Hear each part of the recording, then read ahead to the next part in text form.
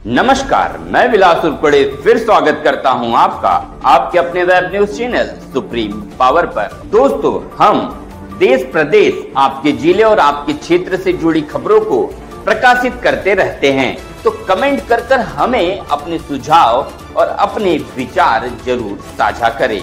चलिए शुरुआत करते हैं आज की सुप्रीम पावर की ताजा तरीन खबर की। महाराष्ट्र के गोंदिया से बढ़ती हुई दुर्घटना को लगाम लगाने हेतु पुलिस द्वारा एक ही दिन में 103 टू व्हीलर पर कार्रवाई की गई।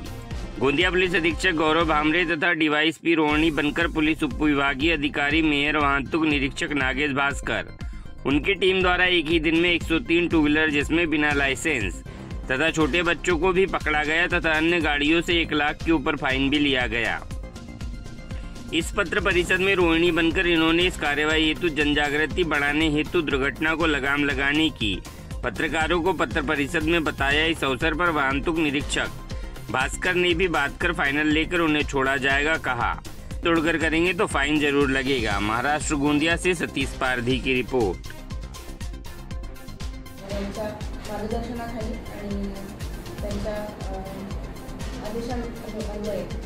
जे वाहतुकीचे नियम न पाळणारे दुचाकीस्वारांवर विशेष मोहीम राबवण्यात आली। या मोहिमेअंतर्गत एकूण 281 केसेस करण्यात आल्या। त्यापैकी 82 केसेस ह्या ट्रिपल सीट आणि 103 केसेस ह्या वाहन 82 ट्रिपल सीट केसेस करण्यात आल्या आणि एकूण 2,66,750 दंड दिनांक 20/12/2024 रोजी आकारण्यात आला। यावेळी सर्व नागरिकांना वाहतुकीचे नियम पाळण्याबाबत आवाहन करण्यात आले। सदर मोहिमेत वाहतूक विभागाचे सपोनी राहुल पाटील, सपोनी गेडा, महिला पोलीस उपनिरीक्षक शेख, महिला पोलीस उपनिरीक्षक नेही, तसेच पोलीस उपनिरीक्षक बागुल आणि इतर आपले पोलीस अंमलदार यांनी या मोहिमेमध्ये कारवाई केलेली आहे।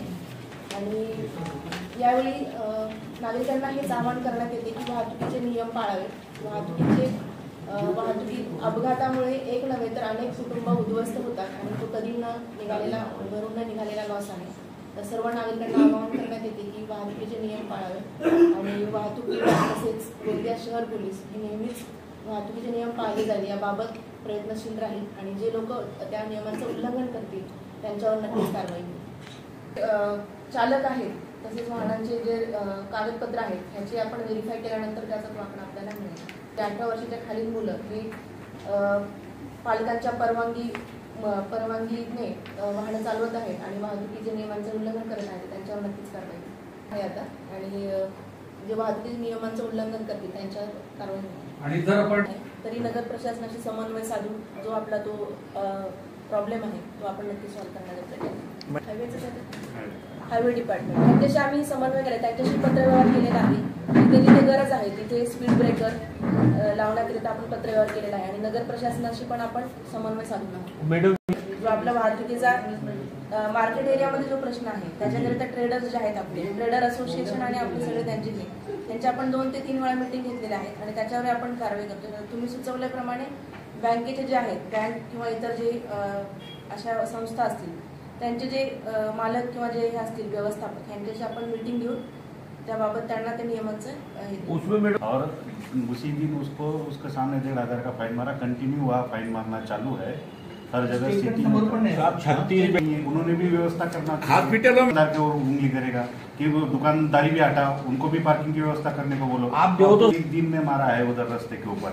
और मैंने ये 122 के फाइन मारना जारी किया जब रास्ते में गाड़ी लगता है तो मेरे बारे में पेपर में भी छपा कि 2 मिनट तो मजबूरी है ना सर, रास्ते में छोड़ेंगे तो आपको 122 का फाइन बैठना ही है, तो बैठना ही है। त्यांना भरपूर वेळा नोटीस दिलेली आहे आणि ताकीदही दिली, त्यांचा फाइनही मारलेला आहे।